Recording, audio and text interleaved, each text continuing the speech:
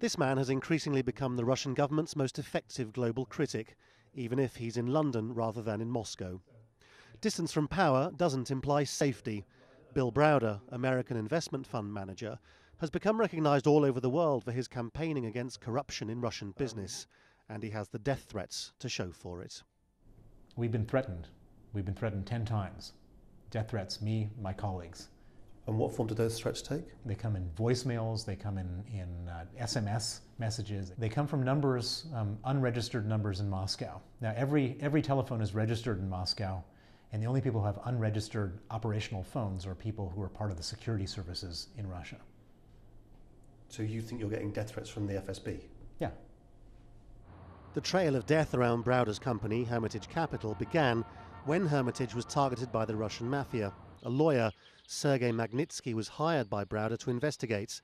He was arrested and died in jail, most probably beaten to death. Thousands of kilometers away is this millionaire's complex outside London. A Russian called Alexander Perepelichny, who was also trying to help Browder, was living here. One day late last year, he went out jogging and was found dead. Alexander Perepelichny's was the fifth death with some link to the Hermitage Capital case, Russia's biggest ever alleged tax fraud. The local police here have carried out 2 autopsies and a toxicology report, and they still say they don't know how he died. So maybe a perfectly healthy man in his mid-40s did simply drop down dead in the street. Or, as some people think, this was the work of the Russian mob, increasingly acting across borders, disposing of people who try to get in the way of their vested interests. Browder's whole argument is that he was trying to expose corruption in massive businesses with direct links to Vladimir Putin and the Russian state. In return, he says, the state, in concert with the Russian security services and organised crime, has gone about trying to shut down every critic, including him.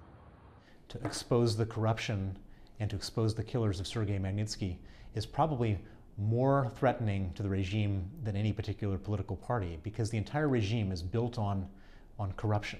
It's built on stealing enormous amounts of money, stealing tens, if not hundreds of billions of dollars from the Russian state. Hermitage Capital's latest attempt to draw links between law enforcement and the mafia has led to a libel writ being issued against the company in a case which will be heard in London.